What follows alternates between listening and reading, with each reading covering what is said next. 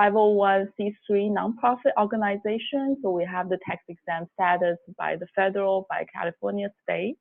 We have many strategic partners, including the Bay Area Statistical Association and Bay Area Entrepreneur Statistician, as well as California CAPS, California Association for Biopharmaceuticals.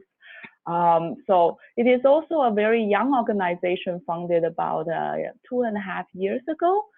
The good news is membership is free. As long as you sign up for any of our events, you automatically become a member.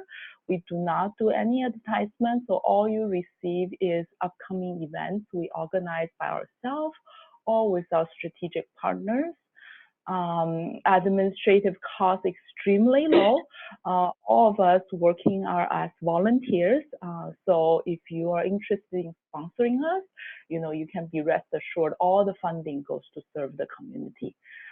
So that's why we can keep our membership free as well. The goal of this organization is provide a virtual community for everyone interested in data science, exchange ideas, help each other, providing career advice. So we organize international scientific conference, journal club. We're trying to do it monthly, and today is the first one for 2018, and we'll hear more. Technical seminars, career development event, and educational series, lectures such as legal, patent, in computational biology area, health sector. So we're actively seeking members, volunteers, and new ideas. Next slide. So more about the virtual journal club. So we are trying to do it monthly. We do need your support. You can help in many ways. If you're interested in hearing a particular research topic, let us know. If you are working on something and want to discuss with colleagues and want to present, even better, let us know. We are trying to, since we now have the technology of doing teleconference and all that, we're trying to do it virtually. However, it is always nice to have a local gathering and do it in a physical sense too. So if you want to be an ambassador in your local area to say, hey, I know this researcher who do this exciting research, I want to help host an event that will be virtual to all North America, but be local in my community. That's great. Contact us. And also, you can help us if you enjoy today's virtual journal club. You can help us spread the word and broadcasting our activities and events. So that's how you can help. Next slide. So as I said, we're trying to do it monthly. So we already have the February one lined up. It will be presented by Professor Nancy Zhang from UPenn, talking about a very hot topic about statistical challenge, analytical models in single-cell RNA sequencing. It's tentatively set at February 24th. So more details about time, how to log in, how to register, we send out later. It'll be for free, just as today's one. And next slide. So I'm very honored to introduce the speakers for today's talk. Extremely hot topic about cell reprogramming and tissue regenerating. The title is single-cell transcriptomes, reconstruct fate conversion from fibroblast to cardiomyocyte. And I think the most impressive things about the two speakers, they are extremely young and have already achieved so much. Dr. Chen is already a tenured professor at UNC, and she already, in her very young and promising career, she already published more than 50 manuscripts in the leading journals, including Nature, Cell Stem Cell, Development Cell, and PNAS, to just naming a few. And she has achieved so many awards, including the American Heart Association CATS Prize for basic research, and recently the Boyle Life Prize in stem cell and regenerative medicine from Science and AAAS that awards globally to the most promising young stem cell biologists. And besides that, she also is the youngest ever faculty in UNC history to receive the Outstanding Mentor Award. She's passionate of helping the community and educating the next generation of scientists. And today she's here, with us to educating our community. In her free time, she's busy raising 2 young kids, so talking about having it all.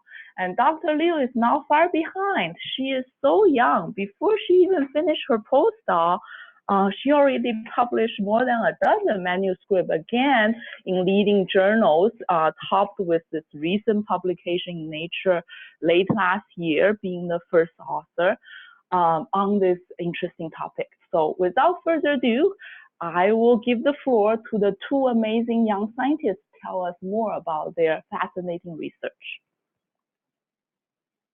Thank you, Jing. Yeah, thank you very much. Yeah, for the wonderful introduction. Can you hear me well? Hello?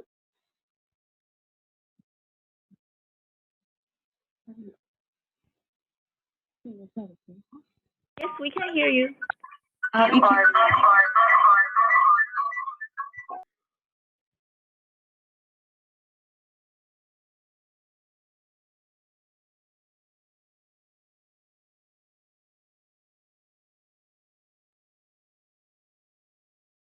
Hello? Oh, okay. Hi, yes, we can hear you. Yeah, thank you. Thank you. Can you see my mouse or not? Just want to check first.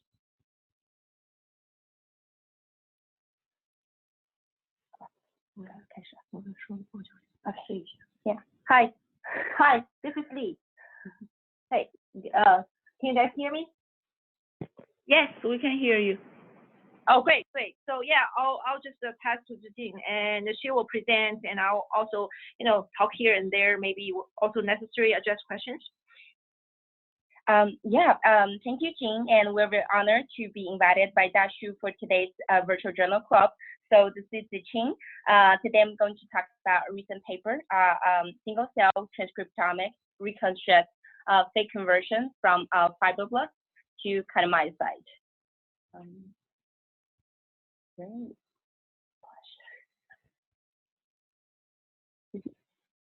Let me see. Okay. Yeah. Single-cell omics are recently developed techniques to profile transcriptome, genome, or epigenome of individual cells, and thereby to understand the behavior of individual cells, which are the most basic unit of any multicellular organism. Among these techniques, single-cell RNA-seq is the most reliable and most widely used for now. So here are a few examples of the applications of single-cell omics. Combined with computational modeling, single-cell omics can be used to identify and profile rare cells, such as the circulating tumor cells, to discover new cell types and novel markers, regulators, and pathways, and to delineate population heterogeneity and reconstruct biological processes. The history of single-cell RNA-seq is actually very young. In 1990s, the first unbiased genome-wide gene expression technology, microarray, appeared. After a decade of popularity, microarray becomes gradually replaced by the more powerful next-generation sequencing, which can be used to profile not only the transcriptome, but also the genome and epigenome. But sequencing a bulk sample is not good enough when we want to know gene expression profiles of individual cells. Therefore, in 2009, continuous improvement in the efficiency of each step of the RNA-seq pipeline finally led to the first successful single-cell RNA-seq studies. After that, more methods have been developed to further reduce costs and increase sensitivity, and commercial platforms for capturing single cells have emerged. So compared to other technologies, what are the advantages and limitations of single-cell RNA-seq? First, let's compare it with traditional single-cell technologies, such as flow cytometry, immunofluorescence imaging, or RNA fluorescence in situ hybridization.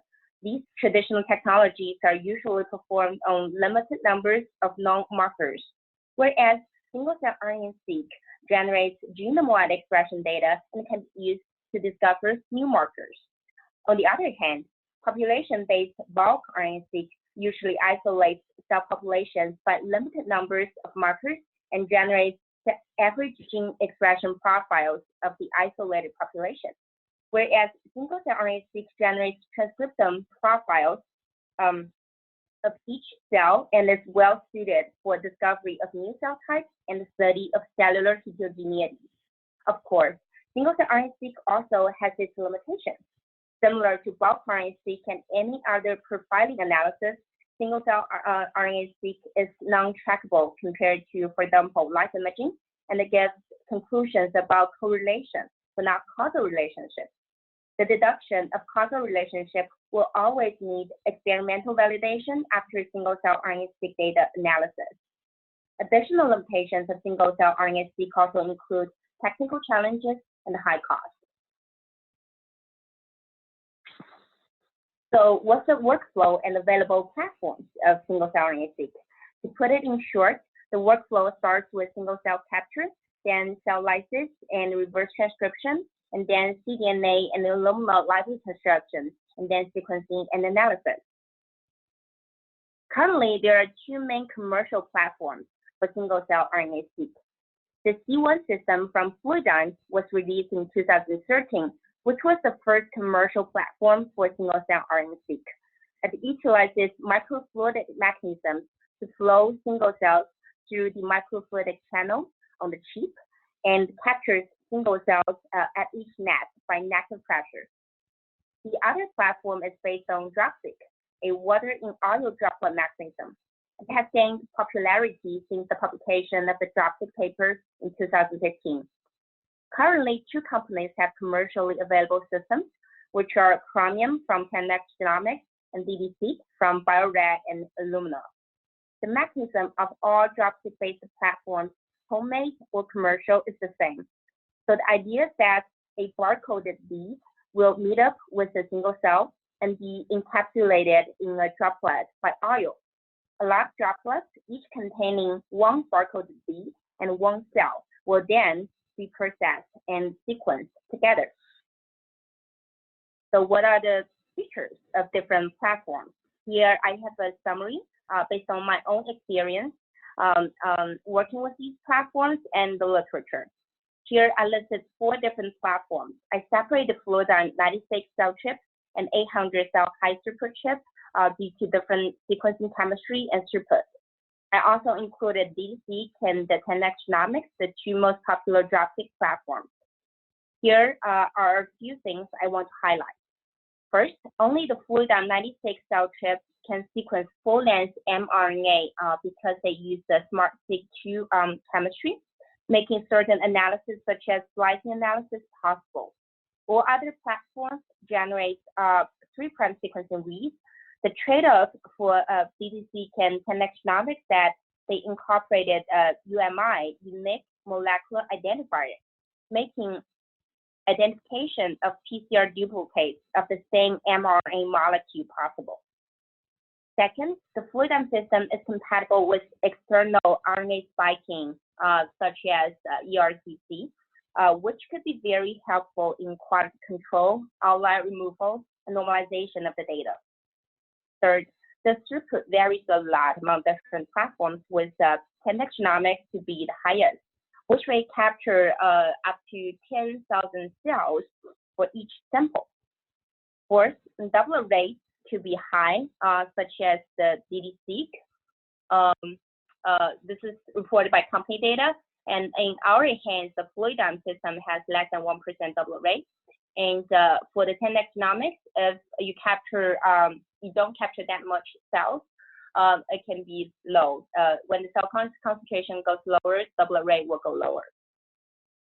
So for so at last, a cost of each sample is similar, around $5,000 to $10,000 per sample, but cost for each cell decreased dramatically if cell numbers per sample increase. So, all right, in the next few slides, I'm going to introduce the biological questions we have in our experimental system. Heart is an important organ, and heart disease is the leading cause of death worldwide. In the US alone, each year, more than 1.5 million people experience an acute myocardial infarction, also known as heart attack. Usually, it's caused by blockade of a coronary artery, the loss of cardiomyocytes due to lack of blood supply. Because adult mammals have very limited potential to regenerate cardiomyocytes, impaired heart function or even heart failure may occur. Current treatment options do not address the fundamental problem of cardiomyocyte loss. So, can we find a way to regenerate these beating heart cells? There are several different strategies that have been proposed to regenerate the heart. For example, cell therapy, which is to reprogram cells to induce pluripotent stem cells first and then differentiate them into cardiomyocytes. Another strategy is to reactivate fetal program in adult hearts to stimulate cardiomyocyte proliferation. While each method has its pros and cons, the Chen lab mainly focused on cardiac reprogramming, which converts fibroblasts into induced cardiomyocyte ICMs without going through a progenitor stage, which was termed as reprogramming of the cell phase compared to programming of the cell phase during normal development.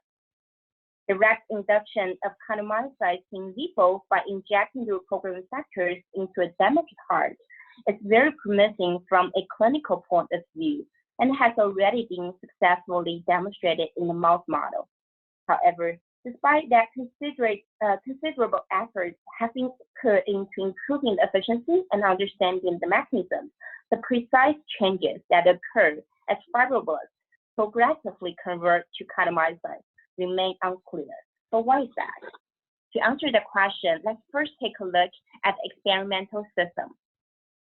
Cardiac fibroblasts were isolated from neonatal mouse hearts and transfused with retroviruses encoding the three reprogramming factors MAC2C, GATA4, and PBX5. These fibroblasts harbor a GFP gene under the control of an alpha MHC promoter, which is a cardiac structural gene. So when the fibroblasts are reprogramming to induce cardiomyocytes, the GF reporter will be turned on. In about 2 to 4 weeks, some of the induced cardiomyocytes will start to beat in the culture dish. So what are the challenges in understanding cardiac reprogramming? In our experience with the experiment system, we notice that it is by nature an unsynchronized process. For example, at 4 weeks, cell A becomes a beating ICM, cell B is still a fibroblast.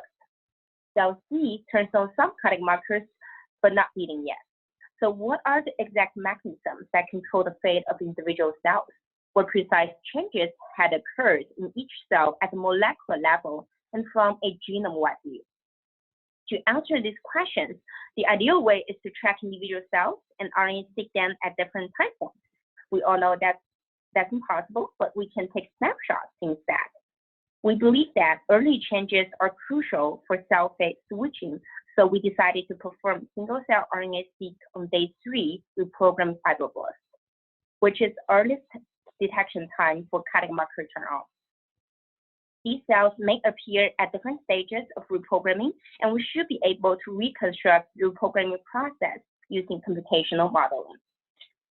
So now let's take a look at our experimental design and workflow. Parts were isolated from neonatal mice, and cells were dissociated by enzymatic digestion. Site 1, a commonly used fibroblast marker, was used to purify cardiac fibroblasts by magnetic activated cell sorting.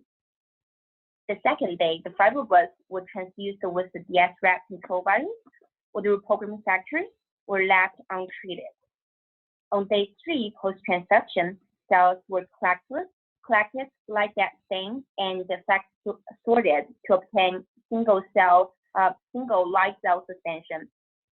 Alternatively, for some experiments, as is shown here, we intentionally labeled cells receiving different treatments with different colors, sorted them separately, and then mixed them before single cell capture. We did this for 2 purposes. Number 1, we will be able to distinguish stacked doublets from single cells by checking fluorescent pictures of the capture site, such as here. Number 2, different treatments may affect cellular mRNA abundance, which may need to be considered during normalization. Then, single cells were captured in a medium-sized fluidized chip on the C1 machine. Images of each capture site was taken after adding RNA spiking, individual CDN libraries for each cell were prepared in situ. Images for each capture site was examined, and libraries from nests with 0 and multiple cells were excluded for downstream analysis. Then, after QC, Illumina library preparation and sequencing, an average of 1.5 million reads per cell were obtained. So how was the data analyzed? A total of 574 high-quality single-cell RNA-seq data from 7 individual experiments were received. After removing Illumina barcodes and confirming the quality of the received reads, I mapped them to the mouse genome and obtained counts for each gene. Outliers that give high percentage of reads mapped to external RNA spiking were removed. Then extensive normalization was performed on the raw counts in 3 steps to remove technical variation and preserve biological variation, and to really make sure we can make the comparisons we're going to do. Cell grouping and modeling were then performed using the normalized gene counts, and critical markers, regulators, and pathways were identified. Next, I'm going to show you some examples of how we utilize the single-cell RNA-seq data to answer questions about mechanisms of cardiac reprogramming. In order to understand how conversion of fibroblasts to cardiomyocyte is achieved without following conventional CM specification and differentiation, we first ask the question, what are the cell populations present during cardiac reprogramming? To answer the question, we first find out the 400 genes representing the most variability in the data by selecting the top 400 genes with the largest loadings in PC1, 2, or 3, principal component 1, 2, or 3. And then we perform unsupervised hierarchical clustering. 3 gene clusters were identified, the fibroblast markers cluster, the cardiac markers cluster, and the cell cycle genes. Gene ontology analysis showed that the CM cluster was enriched of cardiac structural and contraction-related genes, as shown here. And the fibroblast cluster was enriched of extracellular matrix proteins and growth factors, as shown here. Based on the expression of cell cycle-related genes, the cells were divided into cell cycle active and cell cycle inactive, CCI and CCA groups. Within CCA and CCI, hierarchical clustering further identified 4 subpopulations based on differential expression of fibroblasts versus myocyte genes. So 5 and the intermediate 5, which is here, that express high fibroblast markers and low cardiac markers. ICM that express high CM markers and low fibroblast markers, and the intermediate pre-ICM population that express medium levels of both CM and fibroblast markers. We also plotted the cells using dimension reduction techniques such as TCA and TSME. It is evident that a stepwise transcriptome shift from 5 to I5 to pre-ICM to ICM occurred during reprogramming. The same here with TSME. Again, suggesting pre-ICM as an intermediate population between I5 and ICM.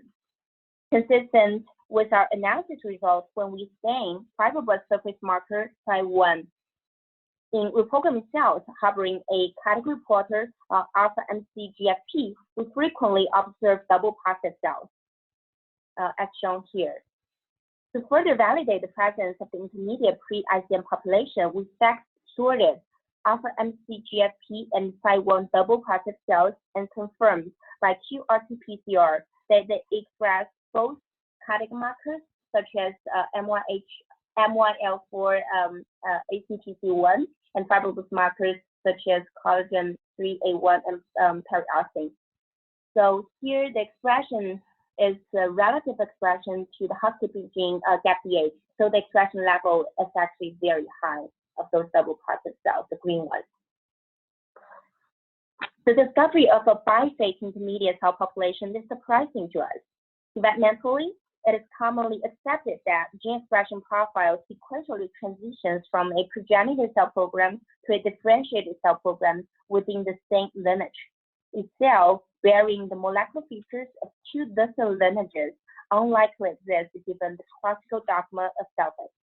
On the other hand, during induced pluripotent stem cell reprogramming, early downregulation of fibroblast markers such as SPY1 is one of the hallmarks and prerequisites for reprogramming to proceed. Therefore, our findings here challenge the current understanding about suppression of initial cell fate during cell reprogramming and provide novel insights to our knowledge of cell identity. The next question we ask is whether we can reconstruct the trajectory of ICM reprogramming. Our collaborator Josh analyzed the reprogramming process as a continuous transition using Slicer, an algorithm they previously developed for inferring nonlinear cellular trajectories. The trajectory viewed by Slicer suggested that 5I5 pre-ICM and ICM forms a continuum on the bottom CCI cell cycle inactive path, representing an ICM reprogramming route. Now we have the trajectory. We want to know where each cell is at along the reprogramming process.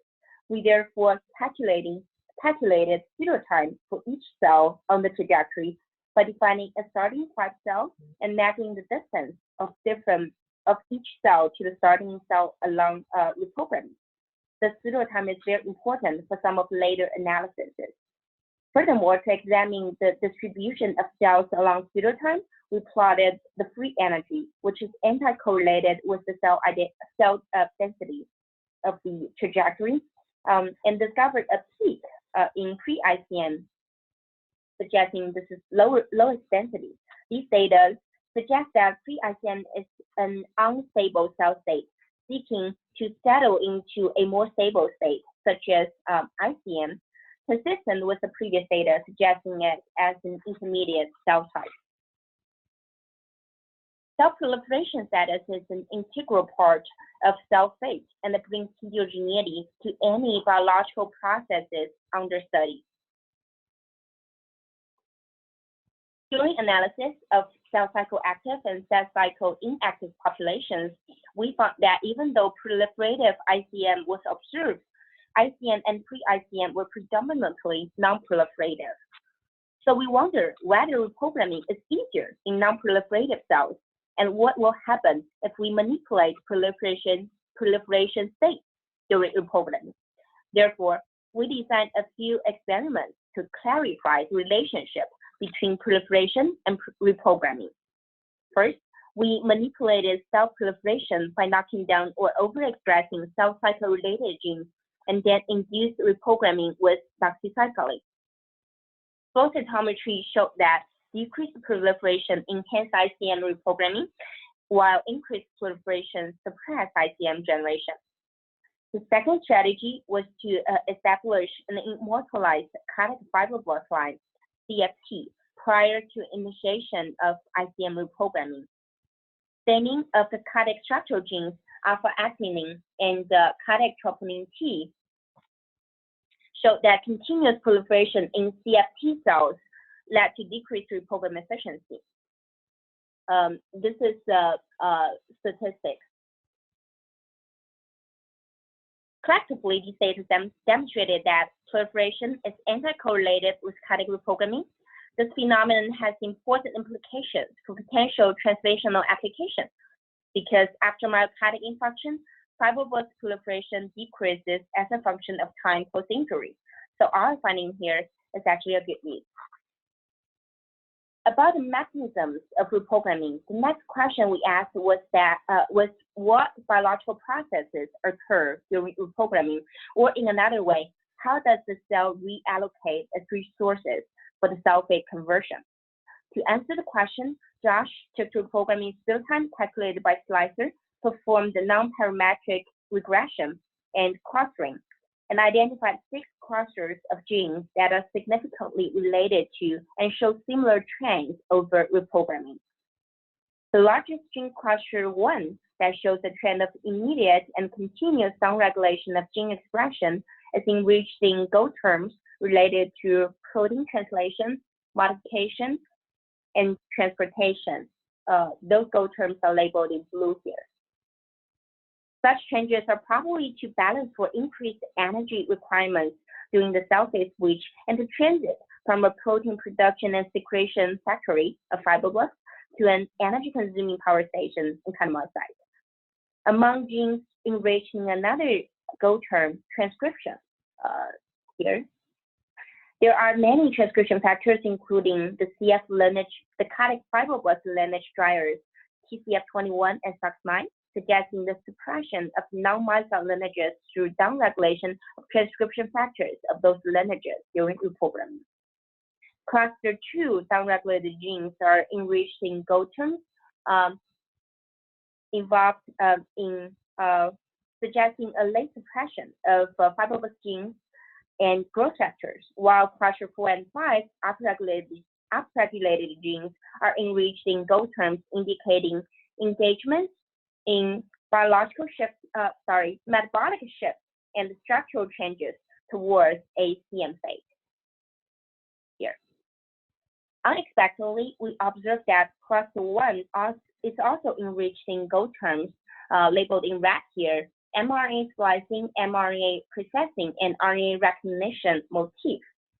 We all know that splicing regulation is an important regulatory mechanism during development and disease, and this is also true in the heart. So based on our findings here, we decided to interrogate the role of splicing factors in ICM induction. Katie, a graduate student in our lab, used the IC-map cell line that harbors both a DOX-inducible MGT and an alpha-MC GFP reporter to screen a shRNA library of splicing factors. We identified the splicing factor PDBP1 as the top candidate, showing the highest fold change of percentage of alpha-MC GFP positive cells than non-targeting control shRNA upon the knockdown. It also showed much lower RNA and protein expression in endogenous cardiomyocytes than cardiac fibroblasts. Importantly, knockdown of PDBP1 in various primary fibroblasts, including neonatal cardiac fibroblasts, adult cardiac fibroblasts, and adult tail-tip cardiac fibroblasts, consistently resulted in a significant increase in reprogramming efficiency, demonstrating PDBP1 as a general barrier to ICM induction. The next question comes natural. How PDBP1 silencing lead to improved ICM reprogramming? To answer the question, we performed high-depth RNA-seq to analyze alternative splicing events of day 3 reprogramming cells with or without PDBP1. About 1,500 alternative splicing events were detected upon MGT induction and PDBP1 silencing, 97 of which were not induced by MGT alone, suggesting completely different splicing pattern changes induced by PDBP1 knockdown compared to MGT alone. We then checked what type of alternative splicing events they are. There are a total of 5 different types of alternative splicing events, and we found a much higher percentage, about 63%, of exon skipping events with PDBP1 silencing compared to MGT, which has only about 3% of exon skipping events. This data is consistent with the known role of PDBP1 in regulating exon skipping. We also performed motif analysis to map the genomic locations that PDBP1 binds to. For exons more included upon PDBP1 knockdown, which is suggested by red, its binding motif was strongly enriched within 100 BP of the upstream intron. See the red arrow. So here is the motif score, and the lower panel is the p-value. For exons more skipped upon its knockdown, which is labeled in blue, the motif was less strongly enriched, but showed a broad peak at 50 to 200 base pair in the downstream intron. These data are consistent with a higher percentage of the inclusion than skipping upon PDBP1 knockdown. They suggest that PDBP1 acts as a strong repressor for exon inclusion when bound to upstream intron. That's why when it's knocked down, the exon is included. It likely acts as a weak activator for exon inclusion when bound to the downstream intron, and that's why the exon is sick when it's knocked down. Next, we ask the question, what genes are alternatively spliced using geoanalysis? In addition to GO terms related to cardiomyocyte lineage and function, such as cell junction, sarcoplasmic reticulum, cardiac muscle contraction, and mitochondria in the membrane, PDBP1 silencing resulted in splicing pattern changes of 21 other splicing factors, suggesting that a knockdown might trigger a second wave of splicing changes by regulating isoform switching of other splicing factors. Lastly, we ask the question whether or not could PTBP1 silencing shift the splicing pattern in fibroblasts towards CM, cardiomyocyte. So we plotted the difference in percent spliced in between the reprogramming versus control fibroblasts against the DPSI between endogenous CM versus CF. Each star is an alternative splicing event. If an event falls in the light gray quadrants, those two quadrants, its splicing pattern changes in the two sample groups are in the same direction. Otherwise, if the event falls in the darker gray quadrants, means that the splicing pattern changes in those two sample groups are in opposite directions. As you can see, more splicing events between these two sample groups are in opposite directions here. And most dots between these these two groups are in the same direction. This is the PDBP1 knockdown compared to the control. So basically, our results here show that knockdown of PDBP1 in reprogramming fibroblasts induce a strong positive association of splicing pattern changes with that observed in CM and versus CF, suggesting that PDBP1 silencing together with MGT, but not MGT alone, shifted the splicing pattern from fibroblasts towards cardiomyocyte type. Okay, I have two more examples to show about how we use single-cell RNA-seq data to understand reprogramming. There has been a long-lasting interest in the reprogramming field to understand whether the cell phage switch is a stochastic event or a deterministic process determined by the reprogramming factors. To answer this question, we plotted the expression of MAP2C, GATA4, and TBX5, the three reprogramming factors, and M plus G plus T in each cell against the reprogramming pseudotime of that cell. We find that their expression levels are highly correlated with the reprogramming process, despite the fact that the expression of MGT was not included when we built the trajectory. Consistent with this result, finding plots showed gradually increased expression levels of MGT in the 4 cell populations along reprogramming 5, I5, pre-ICM, and ICM. Therefore, we concluded here that ICM reprogramming is the MGT determined process. The last example I'm going to show you is that we asked the question whether can we discover novel markers for targeting or enriching cell populations during ICM induction.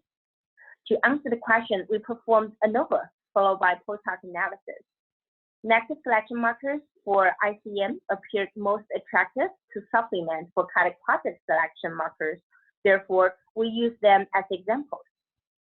So to identify negative selection markers of ICM, we selected genes that were expressed significantly lower in ICM than the other 3 populations, 5, I5, and pre-ICM. Here are the top 20 candidates ranked by fold change of expression in fibroblasts to ICM. Among them, we focus on the 4 surface markers that were labeled in red. Linear regression suggests that their expression was highly anti-correlated with the reprogramming process and was barely detectable in ICM. We further validated the top candidate CD200 by co-staining it with alpha MHC GFP along reprogramming. The results show that within alpha MHC GFP positive cells, CD200 expression was already low on day 3 and becomes completely undetectable on day 14. Confirming that CD200 could serve as a natural selection marker for ICM. Actually, the Chen lab already started to use it for enrichment of ICM. That's all the stories I have for you today, and here is the summary. To overcome inherent heterogeneity and unsynchronized nature of the cardiac reprogramming process, we applied single-cell RNA-seq to analyze global transcriptome changes at early stages of ICM reprogramming.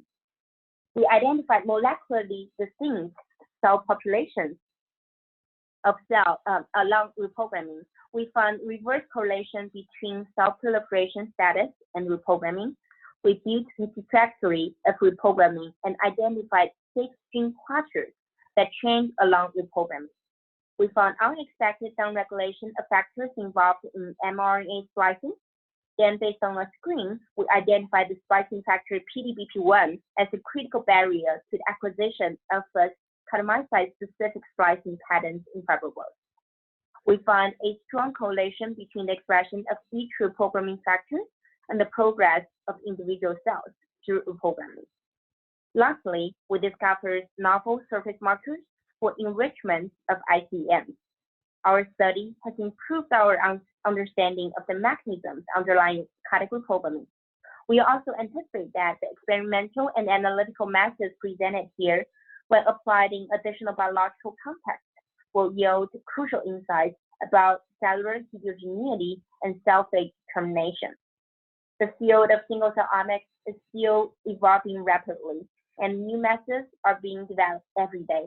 I hope more researchers will be able to utilize this new technology to study their own biological questions. At the very end, I want to thank my PI, Dr. Chen, and all the members of the Chen and Liu lab. The one is the co-first author of the paper. She's here. Others in the lab, Yang and Hong is not in picture, and Haley all helped a lot throughout the project, and Blake, a previous undergraduate student, also helped with the project.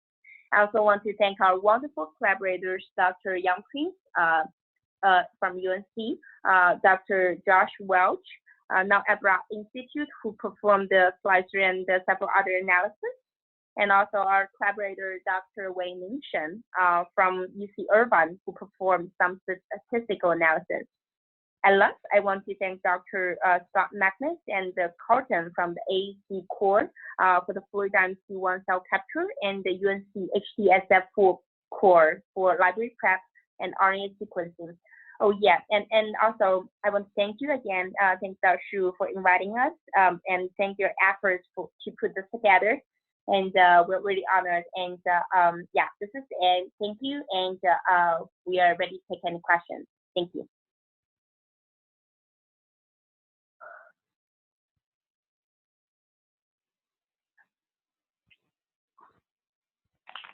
Any questions from the audience? Some of you may need to press *6 to unmute yourself. Hello, can you hear me? Yes, yeah. I can hear you. Hi, this is Ben Chen from UCSF. I think this is a great presentation and nice work. Congratulations. I have two questions actually. One is at the very beginning, you list the pros and cons of different single cell sequence technology. And we know the drop-seq, they can have high coverage of the cells, but they do have the challenge to cover the whole transcriptome. But in your following analysis, you have done lots of the mechanism study and trying to identify biomarker, maybe potential some targets. Do you think will be there potential challenge if we are using drop-seq technology in the analysis, especially if you want to identify potential targets or biomarkers? Yeah, is that all the questions? That's the first question, yeah. Okay, cool. Okay, I'll answer the first question. Thank you. Yeah, I actually took out the slide, the comparison slide for different platforms. Thank you very much for the question. It's a great question. So, as I said, different platforms have their pros and cons. So dropseq can sequence a lot of cells, but well, if you let's put it this way, depends on how much money you want to invest, and then you can decide how deep you want to sequence. According to dropseq, their own testing and data, they say that if you sequence not dropseq, sorry, 10x genomics, if you sequence deep enough, you can still get the same number of genes detected as as Fluidigm. And for us, in our hands, we just started to try the 10x genomics and the dropseq. We haven't really done that much analysis of the data. So, but if you ask me, my feeling is that you should still be able to get most of the information. And if you want to really want to sequence it really deep and then sequence full length, you can always, after you have a initial peak of the data of the how the data looks like, you can always switch back to the Fluidigm C1, the 96 cell chip. And then that way you can sequence deeper, and you can also have full length mRNA. That way you can get more information. Yeah, so that's kind of my thought. I don't know whether Lee has something to add. Yeah, so I can add a couple more comments on that. So I believe the 10x genomics or droplet-based method probably more appropriate to identify some rare population, because you can more like cost effectively sequence a lot of cells. And however, the full length system has the advantage of like sequencing the full length, especially for like splicing analysis. For example, we identify here, I don't think we can even get out our candidates and also the underlying mechanism by using the 10x genomics. But of course, we didn't expect that, but we just, at that time when we started, the 10x was not available yet. So, well, we also start to use the 10x genomics for some other projects. And now we feel like maybe ultimately in the future, so the combination use of both will be ideal, because, people can start with the 10x or droplet-based method for some exploratory study. And after identify populations, candidate genes, or interesting biological question or phenomena, so then followed with the Fluidigm more like deep sequencing platform, and also allow you to do the full length rather than just the more like 3' bias sequencing. So, yeah. This is very helpful. Thank you. I have another following question on the biomarker discovery. So from your analysis, so you identify a bunch of biomarkers which may potentially help the ICM reprogramming. I'm wondering whether you found any druggable targets, so you can identify small molecule to help the reprogramming. Yeah, sure. That's also a great point. So in the paper, we only demonstrate like the CD200s, and because it's a great surface marker for enrichment. But then, of course, there are many pathways and also other interesting candidates we're currently following in the lab. So, for example, one of my grad students actually working on mitochondrial repatterning and how metabolic mechanism, what kind of metabolic mechanism is involved. So we believe we might find some drugs like the targetable candidates in studying those. And once we identify that, and we can probably further study the mechanism, and related to what you said, some of the small molecule can potentially facilitate or speed up the reprogramming process as well. So these are some of the ongoing projects. So the publication of this paper is, I think, it's the start of many other projects as well. So we just demonstrate some really promising, already finished example, but we are also continue on the other aspects of reprogramming. Excellent. My lab is working on this. Maybe we can talk offline. Thank you. Oh yeah, sure. Yeah, we can talk afterwards. Yeah, just feel free to email me. I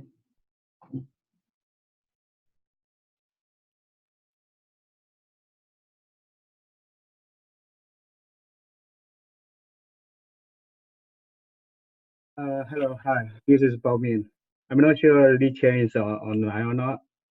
So Hi. I want to follow a question. Yeah. Hi, Jenny. Hi, this is Baomin from Oh, Dinam. hi. Yeah, but now I'm in Pfizer. Yeah. So I have one question about the data analysis part. So actually, I'm late. So, but there's one slide shows like most likely you guys rely on like internal tools, right? As you know, probably this question for Zhiqing, yeah. To compare with other like there are a lot of single cell analysis tools available. You mentioned that the slicer actually they are more like a select.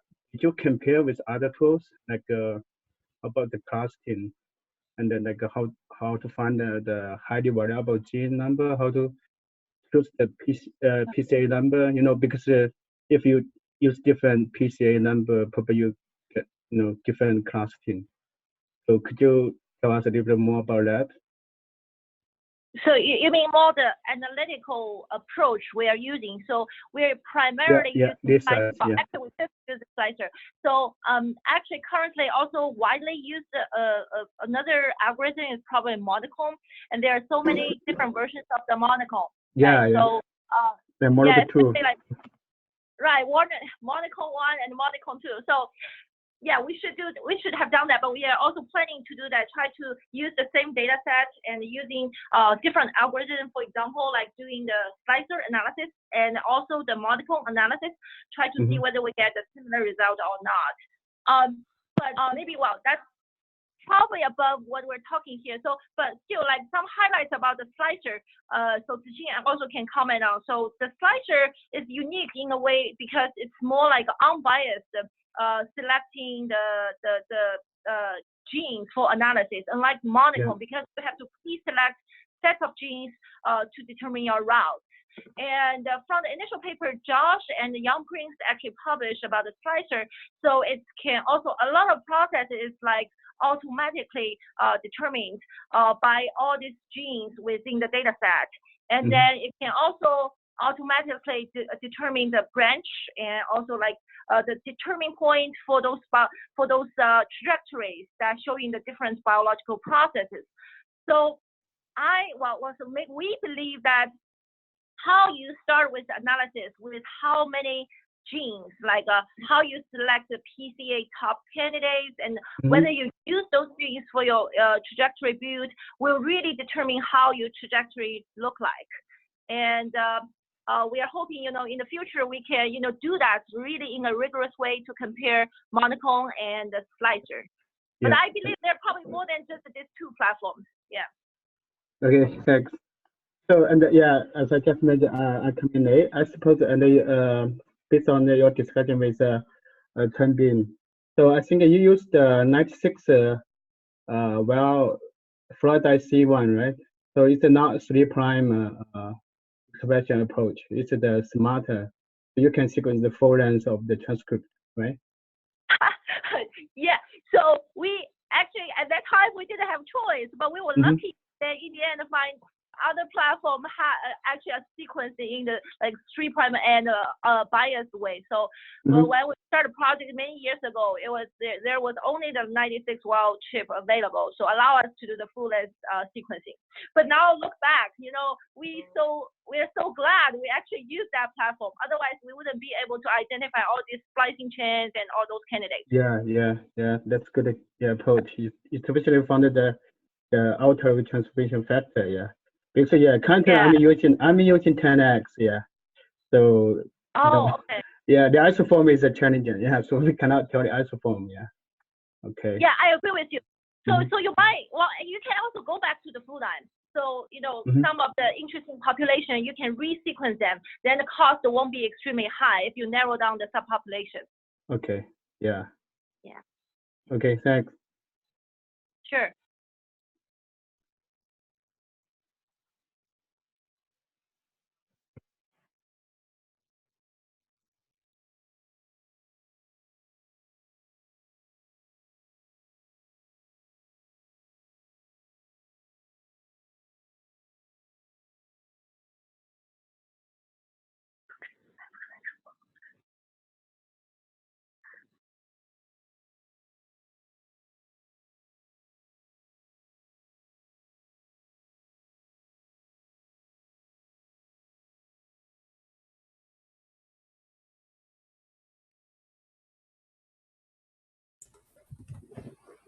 Hello, yeah, this is Jinu from Dashu. I can ask a simple question. So, currently, what are the challenges in applying the single-cell RNA-seq technology to every lab's own study?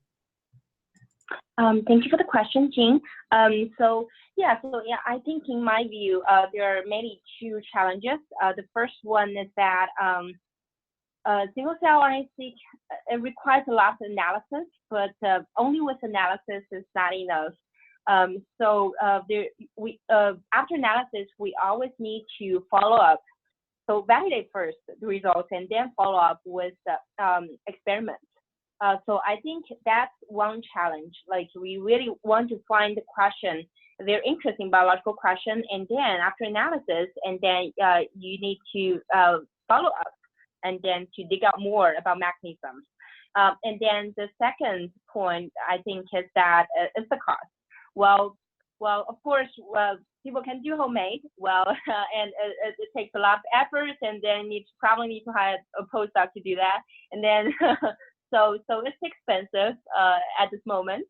So hopefully in the future the price will become more affordable for the commercial systems. I think from my point is those two aspects that's challenging. Yeah. Thank you.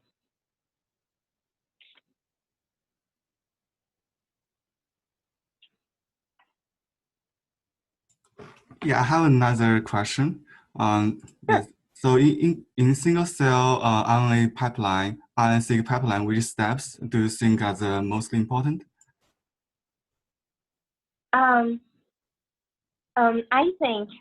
I think actually, I mean, people doing single-cell RNA analysis, RNA-seq analysis are good with, I'm guessing, with bioinformatics and stats and the modeling. Otherwise, they won't even start off to do it. So from my point of view, actually, the important part is quality control and normalization. So basically, the initial, like the beginning steps, not the later steps, because you really want to, when you design an experiment, you want to make sure you design it in the right way. For example, if you should have the RNA spiking, and also you need to have all the control cells, and then you have to really think well about what biological question you are going to address. And then the quality control and normalization is extremely important, because you really want to make sure you have high quality input data. And then also normalization, and then between different batches and then different treatments, there are a lot of things to consider. Actually here, let me show something. I have a backup slide. Yeah, it's here.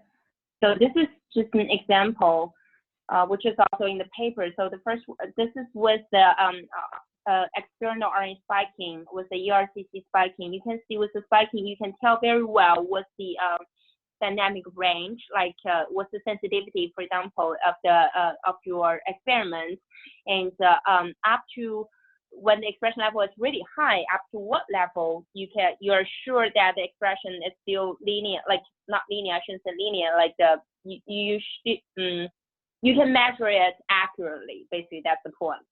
So that's one one advantage to use the ERCC spiking, and also you can use that for outlier exclusion. And this is what we did for normalization, and we are also updating our pipeline.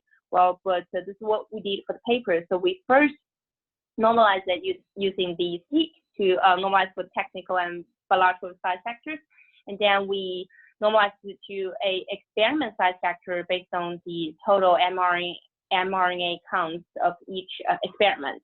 And then we also normalized we use the countback to remove batch effects. So it is very important to normalize them. Otherwise, the data, the same treatment, but from different batch will look so differently. So batch effect. But you also want to preserve biological variation. You only want to remove technical variation. So it's a lot in that. And I think it's super important to make sure you're making fair comparison and you can really make the conclusions you're making.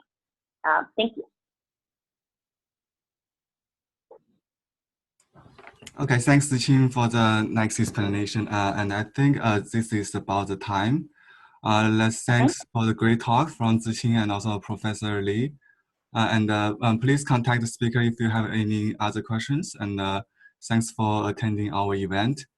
And please closely follow our Dashu coming events. Yeah, thank you. I think this is the end of the talk. Thank you. Thank you.